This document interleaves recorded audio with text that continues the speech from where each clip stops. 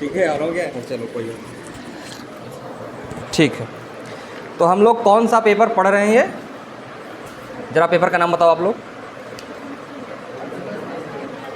Political science तो subject है।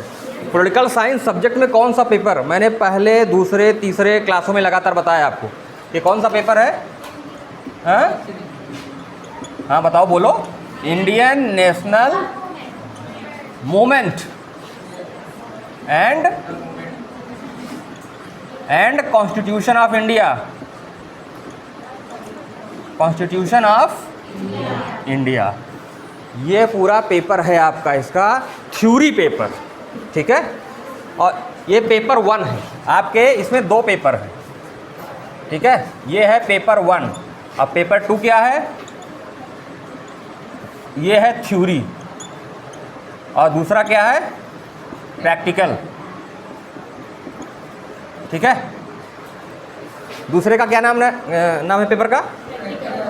अरे तो पेपर का नाम बताओ, प्रैक्टिकल तो है। प्रैक्टिकल पेपर का नाम क्या है? प्रैक्टिकल पेपर का नाम है awareness of rights and law.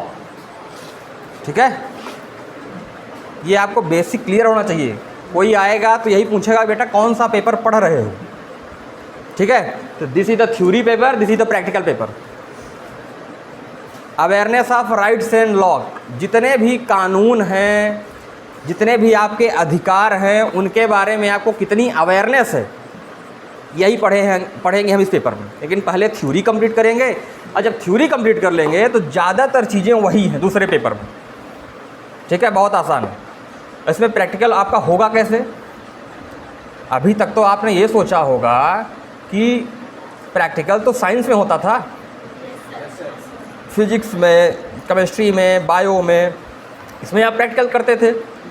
अब आप सोचोगे पॉलिटिकल साइंस में कैसे प्रैक्टिकल करेंगे?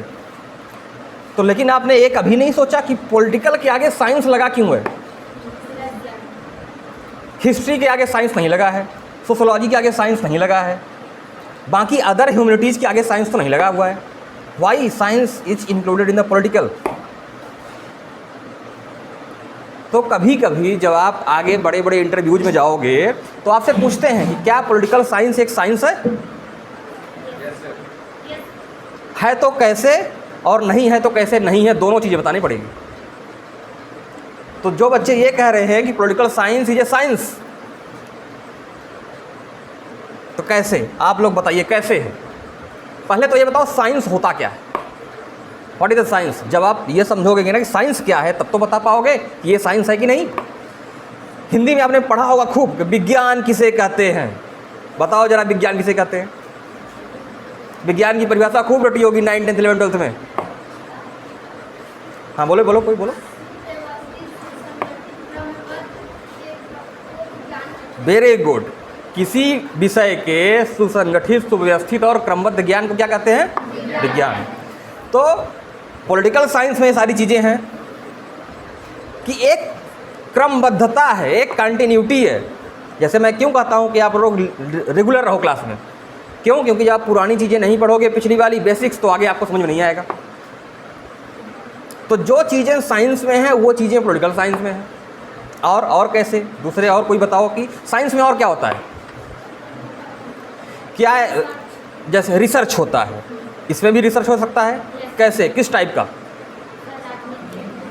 जैसे आपने देखा होगा कि केमिस्ट्री की लैब है, फिजिक्स की लैब है, बायो की लैब है। क्या पॉलिटिकल साइंस की कोई लैब है? पॉलिटिकल साइंस की लैब कहाँ है फिर? पॉलिटिकल साइंस की लैब है पूरा समाज, पूरा देश। वहाँ तो आप किसी वस्तु, किसी एलिमेंट की कैरेक्टरिस्टिक्स स्टडी करते हो, और यहाँ समाज की, ह्यूमन बिहेवियर की क्या विशेषताएं हैं वो स्टडी करते हो।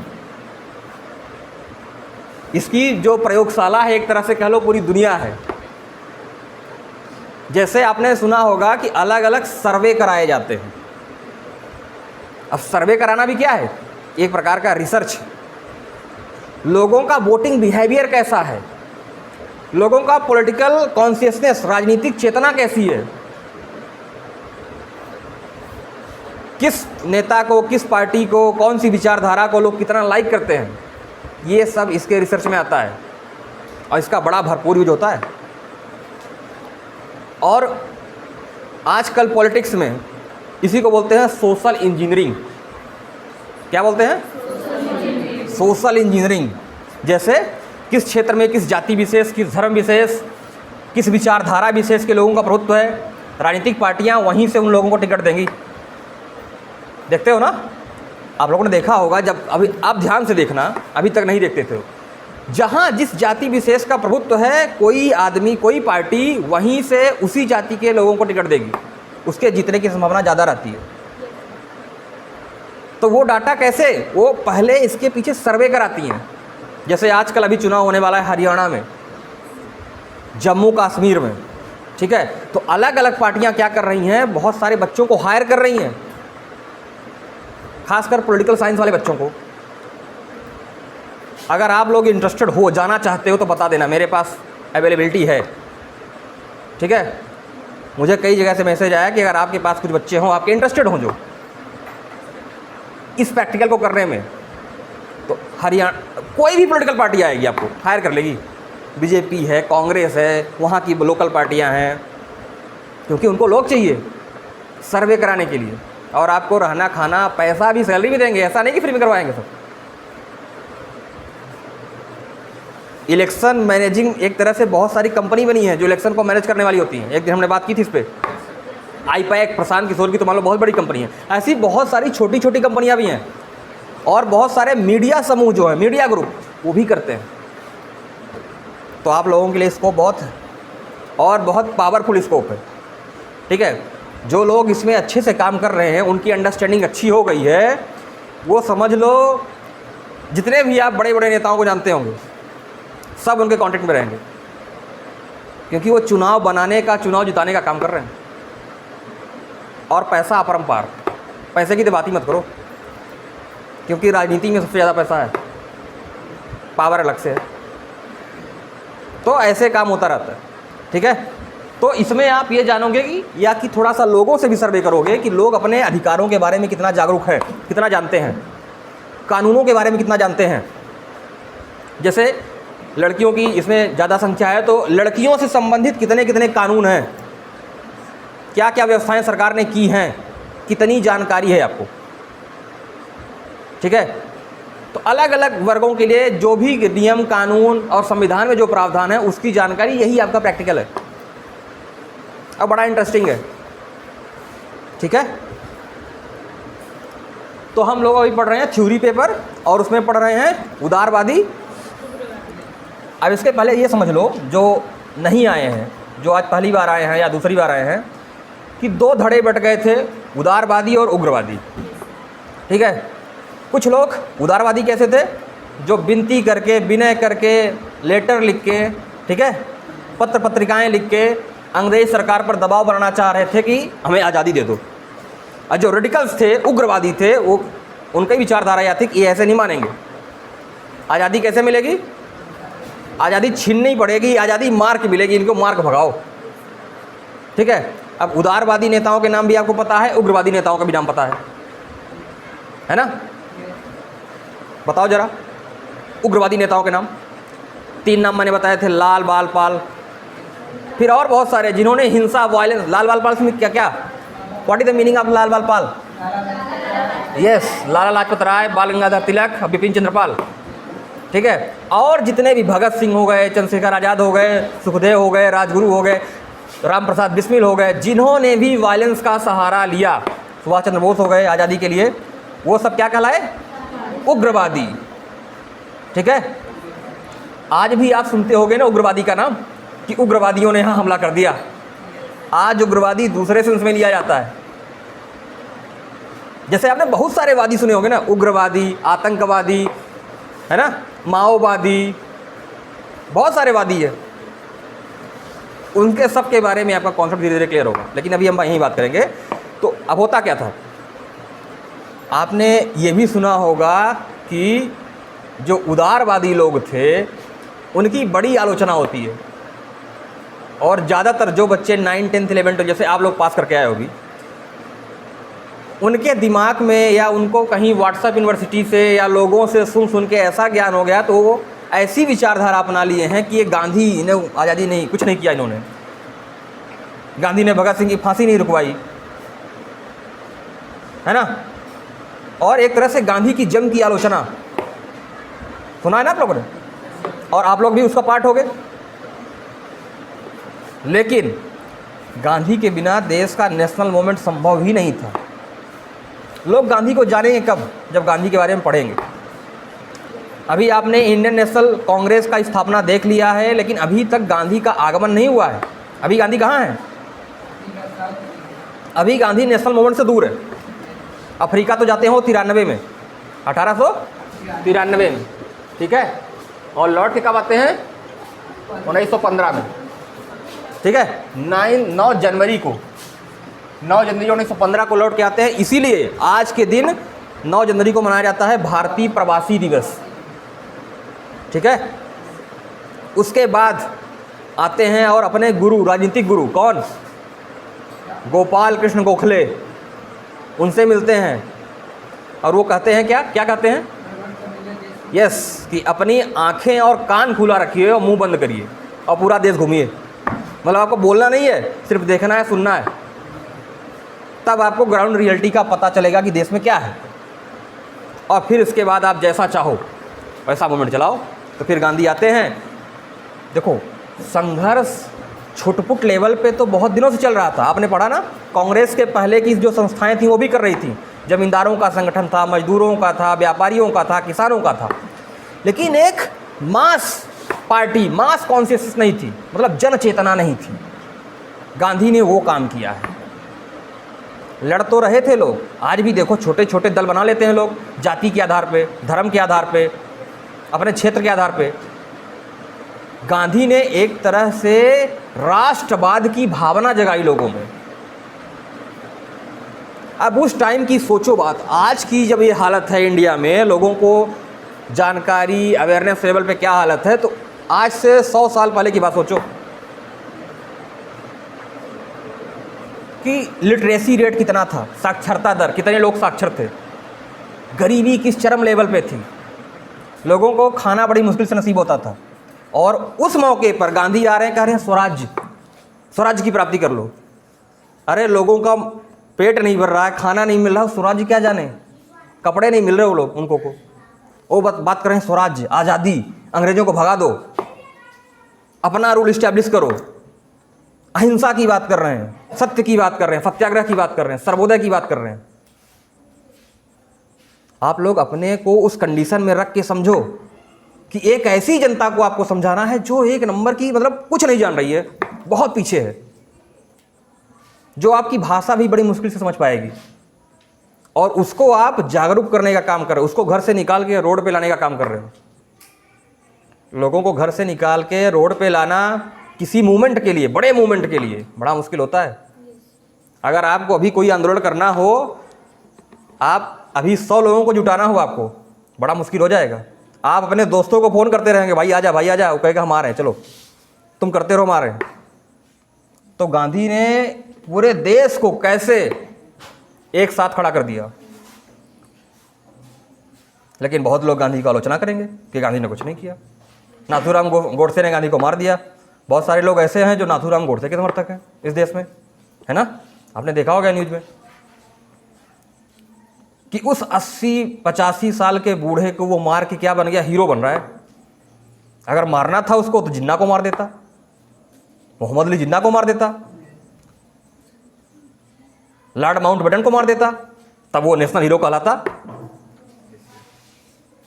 अगर उस टाइम पे जिन्ना को मार देता तो पाकिस्तान जैसी बीमारी जो आज चल रही है खत्म हो जाती, इसी टाइम पे बनती ही ना। तब लोग मानते हैं कि हाँ हीरो है। लेकिन उस आदमी को मार के वो हीरो बन रहे हैं जो 80-85 साल का बूढ़ा है, जो भजन करने जा रहा है, पूजा में जा रहा है, और वो भी चुपके से, ऐसा नहीं पैर छू के माफ़ कर देना बापू, मार रहे हैं तुमको। अब ऐसा नहीं, पहली बार, उसके पहले भी कई लोग प्रयास कर चुके थे गांधी को मारने का।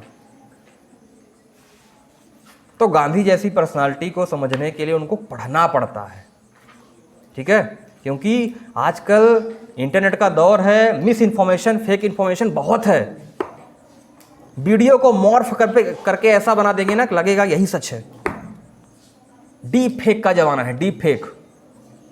डीप फेक समझते हो कि चेहरा किसी और का, बॉडी किसी और की, आवाज किसी और की, ऐसे मॉर्फ कर देंगे।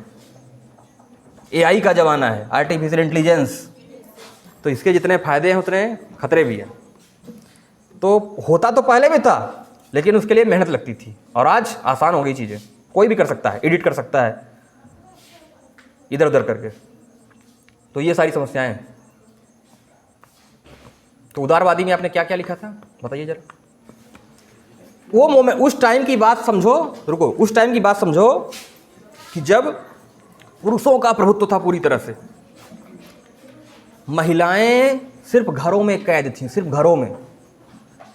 गांधी ने सबको शामिल किया, सबको, क्योंकि उन्होंने समझा कि अगर देश का आधा वर्ग, आधी तो महिलाएं हैं ना, आधी आबादी तो है महिलाओं की, आधी नहीं, आधी के समथिंग है, लगभग 49% महिलाएं हैं। अब 51% मान लो मेल है और फीमेल है। वर्ल्ड की हम बात कर रहे हैं, पूरी दुनिया में, भारत में भी यही रेशियो लगभग, ठीक है। तो इतनी बड़ी आबादी को आप छोड़ के कोई भी काम कर नहीं सकते। जो भी काम करोगे अधूरा ही होगा। महिलाओं को लेके जब समाज आज इतना कंजर्वेटिव है, तो आज से 100 साल पहले सोचो कितना रहा होगा। लेकिन तब गांधी जी ने महिला शिक्षा की बात की। जब लोग आज भी पढ़ाने में, बहुत सारे पिछड़े जगहों में महिलाओं, बच्चियों को पढ़ाने में एक बार सोचते हैं कि क्यों पढ़ाएं इसको ज़्यादा, कहीं ज़्यादा पढ़ लेगी तो बिगड़ ना जाए। ये है ना कि ज़्यादा पढ़ लेगी तो फिर अपने मन की करेगी, सुनेगी नहीं। महिलाओं का सबसे बड़ा शोषण यही है कि उनको गुलाम बना के रखा है उनके फैमिलीज ने ही, उनके परिवारों ने ही, उनको सोसाइटी ने ही। और दिखावा ऐसा करेंगे, बेटी हम तुमको बहुत मानते हैं, तुम तो पापा की परी हो। लेकिन वो सिर्फ दिखावा है। एक्चुअल में उनको रियल बात पता भी नहीं है ना। उनको लगता है कि ऐसे ही चलता आ रहा है, उनके फोरफादर्स भी ऐसा किए, ऐसा वो भी कर रहे हैं, और यही प्रेम है। और वो प्रेम नहीं है, वो क्या है? गुलामी है। और आपको गुलाम बना के रखना चाहते हैं, ठीक है। तो गांधी उस टाइम पे महिला मुक्ति की बात कर रहे हैं, महिलाओं को जागरूक करने की बात कर रहे हैं, फैमिली प्लानिंग की बात कर रहे हैं गांधी। पुरुष का प्रभुत्व हो जाता है ना महिला के ऊपर, कि कितने बच्चे पैदा करेगा ये पुरुष डिसाइड करेगा, क्या खाना बनेगा पुरुष डिसाइड करेगा, जो कुछ भी होना है, महिला सिर्फ एक नौकर है। गांधी उस टाइम पे महिलाओं को जागरूक कर रहे हैं कि नहीं नहीं, तुम लोग अपना अस्तित्व पहचानो, समझो, और अपने अधिकारों के लिए लड़ो। लड़ना सिखाया उन्होंने। गांधी मूवी देखी किसी ने? हाँ, देखना कभी मौका मिले तो, ठीक है। अफ्रीका में गांधी ने कैसे लड़ना सिखाया लोगों को।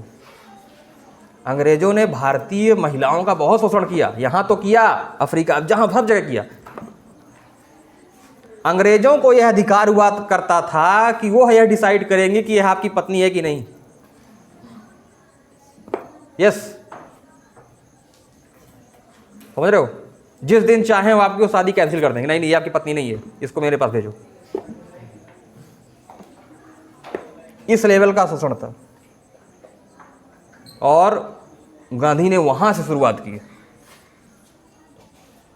सबको एक साथ लेके चलना, उदारवादी उग्रवादी दोनों धड़ों को एक साथ मिला के चलना। बहुत सारे लोग अपना घर नहीं संभाल पाते, घर में 5 लोग हैं, एक साथ नहीं रह पाते। और गांधी ने पूरा देश एक किया, नॉर्थ साउथ ईस्ट वेस्ट सब जगह, ठीक है।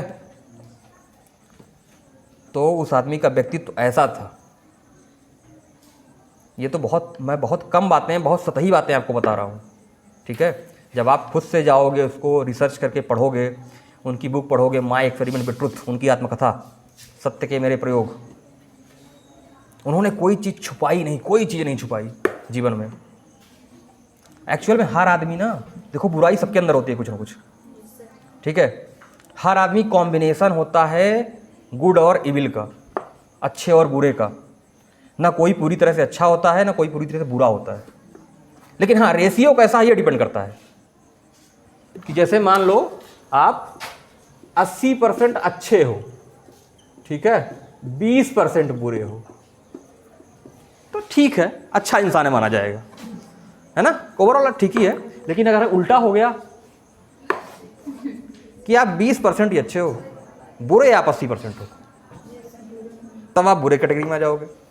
तो गांधी के साथ जीवन में जो कुछ घटा, जो कुछ इवेंट हुआ, जितनी भी उनके साथ बुराइयां थी, सब लिख दिया, सब जनता के सामने बता दिया। सब अपनी अच्छाई बताते हैं, बुराई कोई नहीं बताता, बुराई सब छुपाते हैं, है ना। गांधी ने सब कुछ बता दिया। और जब जब उनके अंदर, देखो बुराइयां होती, जब जब उनके अंदर ऐसी बुराइयां आई, ऐसी वासनाएं आई, उसका उन्होंने पश्चाताप भी किया। बहुत सारी चीज़ें फेमस है गांधी के बारे में। आपने सुना होगा गांधी कहते थे कि वो 2 मनु में लड़कियां जो थी उनके कंधे पे हाथ रख के घूमते थे। गांधी का ब्रह्मचर्य का प्रयोग बड़ा ही विवादित है, ठीक है। तो आगे आप लोग डिटेल में पढ़ेंगे इसके बारे में। तो कुछ और इसमें आप लिखना चाहेंगे? क्या लिखा था हमने लास्ट में? उदारवादी राजनीति लिख लिया था? ठीक है, ठीक है, ठीक है। अब लिखो उग्रवादी चरण। उग्रवादी चरण, उग्रवादी में चरण में क्या होता है? अब देखो, शुरुआत में जब कांग्रेस की स्थापना होती है, कब होती है बताओ जरा? कांग्रेस की स्थापना कब हुई? वेरी गुड, 28 दिसंबर 1885 में। किसका फोन बज रहा है? Phone silent.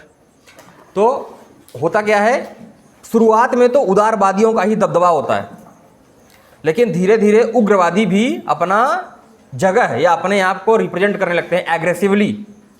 तो 1905 के बाद से उनका दौर शुरू होता दिखता है, ठीक है, उग्रवादियों का। तो लिखो इसमें, उग्रवादी नेताओं में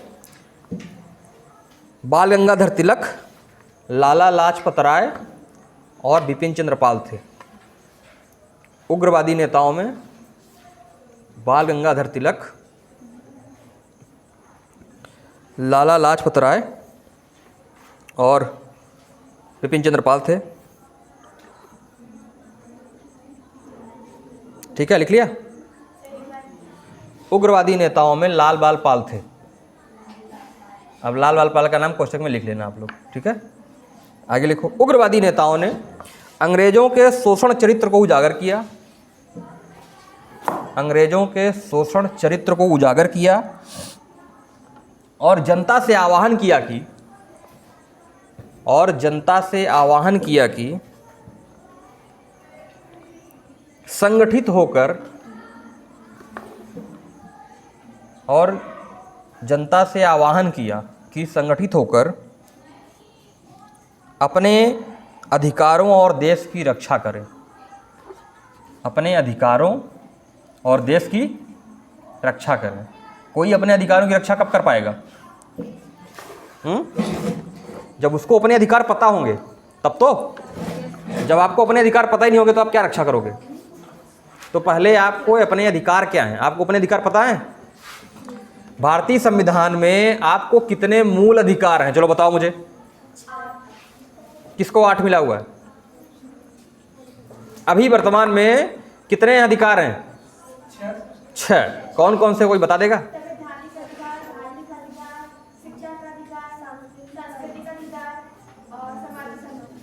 बस। ठीक है, वेरी गुड। हाँ, तो तुम सही बता रही हो, बताओ फिर।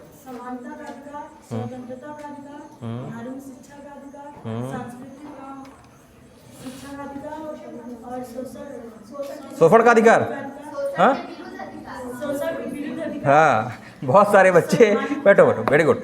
बहुत सारे बच्चे बोल देते हैं शोषण का अधिकार है। तो आपको शोषण का अधिकार नहीं है कि दूसरे का शोषण करो आप। शोषण के विरुद्ध अधिकार है कि अगर आपका कोई शोषण करता है तो आप उसके खिलाफ सुप्रीम कोर्ट जा सकते हैं, ठीक है। ये सारी चीज़ें हैं। तो अभी आप लोग डिटेल में पढ़ोगे सारे राइट्स अधिकारों के साथ साथ आपके कर्तव्य भी हैं, ठीक है। कितने कर्तव्य हैं? तो वो संविधान ने जो जो आपके डिसाइड किए हैं वो आपके कर्तव्य भी हैं, और आपके अपने अधिकार तभी मिलेंगे जब आप अपने कर्तव्यों को पूरा करेंगे।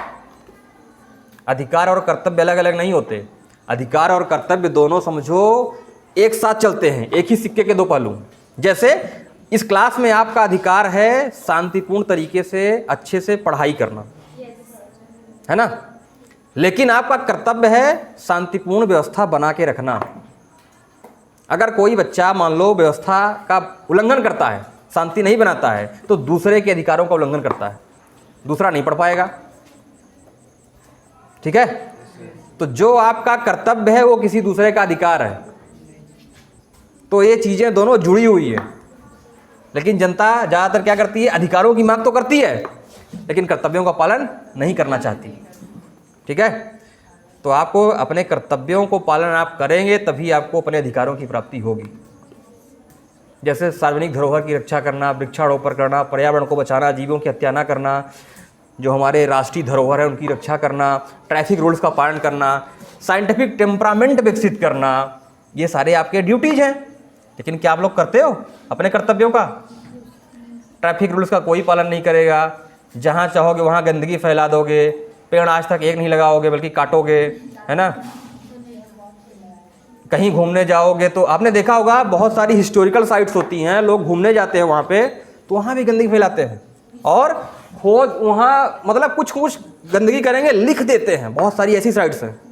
आप कहीं घूमने गए हो ना तो आप देखते होगे कि बहुत पुराना प्राचीन मंदिर है या कोई प्राचीन गुफा है हिस्टोरिकल, वहाँ बहुत सारे लोग अपने प्यार का इजहार किए रहेंगे, है ना, कि कोई दिल बना के लिख रहा है कि फलाने लफ्ज़ फलाने।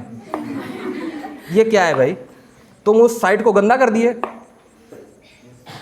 है ना। आप यहाँ से हनुमान मंदिर ही जाओगे सीढ़ियों में चढ़ के, बहुत जगह आपको यही दिख जाएगा। ये कौन सी जगह है, ये क्या करने गए हो? तो ये सारी चीज़ें नहीं करनी है। ठीक है, आगे लिखो। हाँ अभी बता नहीं, सीढ़ी पे लिखा हुआ है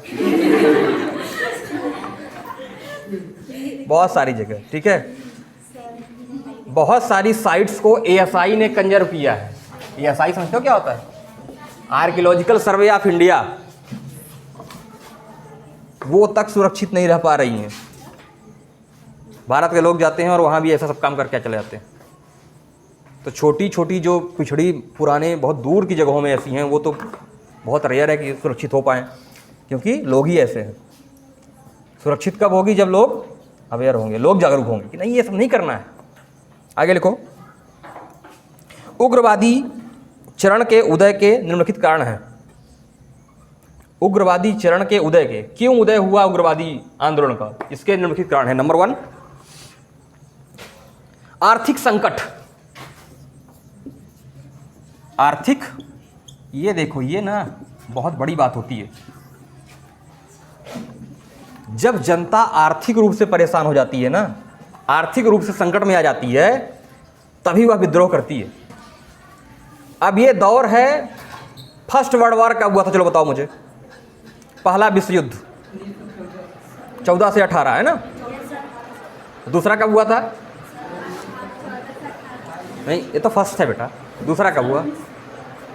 दूसरा हुआ 1939 से 1945, 1939। और तीसरा कब हुआ? हाँ तीसरा भी हो गया है क्या? हाँ तीसरा नहीं हुआ है, और ना ही हो तो ही अच्छा है। ठीक है, तो चलो आप तीसरा भी करवा दो। ठीक है, वॉर तो बहुत सारे चल रहे हैं अभी भी, जैसे यूक्रेन और रसिया का चल रहा है, इजराइल का फ़िलिस्तीन का चल रहा है, अफ्रीका में चल रहा है। लेकिन ये वर्ल्ड वॉर नहीं है, ये छोटे छोटे वार हैं जो अलग अलग एरिया में चल रहे हैं। लेकिन खतरा है कि कहीं ये वर्ल्ड वॉर में न बदल जाएं, कि यूक्रेन की तरफ पूरा एक अलग ग्रुप आ जाए, रसिया की तरफ पूरा अलग ग्रुप आ जाए, सब आपस में लड़ने लगे। ठीक है, जैसे अभी प्रधानमंत्री गए थे ना अपने, रूस में भी गए, यूक्रेन में भी गए, दोनों जगह। देखो क्या पता आगे कुछ वॉर और रुकवा दें। ठीक है, तो आर्थिक संकट पहला। अब अंग्रेजों ने इतना शोषण किया कि भारत की जनता गरीब हो गई, उसके पास खाने के लाले पड़ गए। जब जब अगर इस लेवल पे संकट आएगा भारत में या किसी भी देश में कि लोगों के पास खाने का नहीं रहेगा, महंगाई इतनी बढ़ जाएगी, तब जनता विद्रोह करती है। जैसे पाकिस्तान में आपने देखा अभी श्रीलंका में देखा आपने, बांग्लादेश में देखा आपने। श्रीलंका की हालत याद है? वहाँ बेसिक चीज़ें जैसे टमाटर हो गया, दूध हो गया, अंडा हो गया। टमाटर बिक रहा है 50,000 रुपये किलो। यस। दूध बिक रहा है 20,000 रुपये किलो। इतनी महंगाई हो गई है। सैलरी कुछ नहीं है उनके पास, काम ही नहीं है, बेरोजगार है सब। मतलब चीज़ों की कमी हो गई और पैसा है नहीं, तो लोग क्या करेंगे? विद्रोह करेंगे लोग। सारी जनता घुस गई प्रधानमंत्री और राष्ट्रपति के घरों में कि ये मज़े कर रहे हैं यहाँ बैठ के और जनता मर रही है, तो फिर वो भाग गए दूसरे देश। ठीक है। तो आर्थिक संकट अगर जैसे भारत में भी एक खतरा होता है, इसीलिए एक कंट्रोल्ड वे में महंगाई जरूरी है, इन्फ्लेशन जरूरी है, लेकिन एक कंट्रोल वे में। इसलिए आरबीआई एक टारगेट रखती है। आरबीआई समझते हो ना, रिजर्व बैंक ऑफ इंडिया, कि 2% से लेके 6%, 4 ± 2 इतने के बीच में महंगाई रहे। अगर ज़्यादा हो जाएगी तो फिर जनता खरीद नहीं पाएगी, जनता सड़कों पे आ जाएगी। तो हर देश की जो व्यवस्था है जनता का शोषण तो करती है, लेकिन वो ध्यान भी रखती है कि ज़्यादा मत कर देना। हर चीज़ की एक सीमा होती है। अगर आप ज़्यादा कर दोगे तो इलास्टिसिटी ख़त्म और विद्रोह शुरू। तो आर्थिक संकट बहुत बड़ा कारण था कि लोग उग्रवादी बन गए। बोले कि अब इनको मार के भगाना पड़ेगा। जैसे आप भी कभी नाराज़ होते होगे ना कि ये सरकार ठीक नहीं है, रोज़गार नहीं दे पा रही है, अपराध नहीं रोक पा रही। जैसे कोलकाता में क्या चल रहा है, लगातार मूवमेंट, लोग रोड पे आ रहे हैं कि महिला सुरक्षा को लेके ये सरकार बिल्कुल सीरियस नहीं है। आए दिन रेप्स हो रहे हैं, आए दिन मर्डर हो रहे हैं। सरकार के खिलाफ एक एजिटेशन, एक विद्रोह कर रहे हैं। इसी वजह से अब सरकार दबाव में है कि रोके कैसे करें सारी सरकारें। तो जब जब ऐसे संकट आते हैं जनता निकल के आती है। दूसरा लिखो, धर्म सुधार आंदोलन के फलस्वरूप जनता में आत्मविश्वास। धर्म सुधार आंदोलन के फलस्वरूप जनता में आत्मविश्वास। धर्म सुधार आंदोलन चले थे ना, बहुत सारे समाज सुधारवादियों ने धर्म में सुधार किया। धर्म मतलब जो पूजा पद्धति चल रही है, अभी भी बहुत सारी कुरीतियां हैं लगभग सभी धर्मों में। ठीक है, लेकिन बहुत सारी चीज़ें दूर भी की गई जो धर्म के नाम पे चलती थी।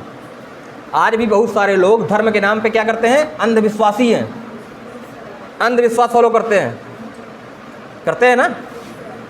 पहले बलि प्रथा बहुत चलती थी, बलि दी जाती थी। पहले तो इंसानों की दी जाती थी, फिर जानवरों की दी जाती थी। सरकार ने सब पे कंट्रोल किया, रोक बिल बनाया, कानून बनाया कि बलि नहीं दी जाएगी। अभी भी कुछ पिछड़े एरिया में चलती है, ट्राइबल इलाके में, कि कोई बकरी का बच्चा लाएंगे, उसको मार के चढ़ा देंगे। अगर कोई लॉजिकल आदमी, कोई साइंटिफिक आदमी सोचे कि अगर भगवान हैं तो क्या वह बकरी मार दोगे तो खुश हो जाएंगे? वो तो और दुखी हो जाएंगे ना। लेकिन अंधविश्वास और बहुत सारी पर्दा प्रथा चल रहा है। अभी भी पर्दा प्रथा है ना, घूंघट, महिलाओं को घूंघट में रखो। जब तक वो कल तक लड़की थी, उसकी शादी नहीं होती तो ऐसे घूम रही थी, चेहरा दिखा। कल उसकी शादी हो गई तब उसको घूंघट बना दो, ढक के रखो। मुसलमानों में बुर्का प्रथा, पर्दा प्रथा, 3 तलाक चल रहा था जो ख़त्म हुआ, सरकार ने कानून बनाया। देखो विरोध बहुत हुआ लेकिन ख़त्म हुआ। हलाला चल रहा है, बहुत सारी बुराइयां हैं। तो अलग अलग धर्मों में अलग अलग, सती प्रथा चल रहा था हमारे यहाँ, बाल विवाह चल रहा था। अगर आप आज से 50 साल 100 साल पहले पैदा हुए होते तो आपके अब तक चुन्नू मुन्नू होते, क्योंकि आपकी शादी हो, बाल विवाह हो जाता आपका। और बहुत सारे केसों में तो आप बच्चा पैदा नहीं होता, उसकी शादी फिक्स। पेरेंट्स आपस में कर लेते हैं कि मेरी बेटी तुम्हारा बेटा अगर हुआ तो इसका कर देंगे। ये सब क्या है? ठीक है। विधवा पुनर्विवाह संभव नहीं था। मान लो कोई जल्दी, पहले बीमारियां बहुत आती थी, आज ना मेडिकल साइंस इतना इम्प्रूव कर गया है कि कोई मरता ही नहीं है, या मोर्टेलिटी रेट कम हो गया है। पहले छोटी छोटी बीमारियों से लोग मर जाते थे। हैजा, चिकन पॉक्स, ये आया गांव के गांव मर गए। तो अब सोचो कि जिस बच्ची की 10 साल 5 साल में शादी हो गई है, उसका हस्बैंड मर गया, वो भी 5 साल का था, अब वो जीवन भर विवाह नहीं कर सकती, वह जीवन भर विधवा का जीवन जिएगी। कितना खतरनाक जीवन। अगर विवाह कर लेगी तो समाज उसको गरियाएगा। 5 साल की बच्ची, 10 साल की बच्ची, 12 साल की बच्ची, ये सब कुप्रथाएं थी, इसको ख़त्म किया गया। ठीक है, चलो आज के लिए इतना पर्याप्त है। नेक्स्ट क्लास में मिलते हैं। बताओ।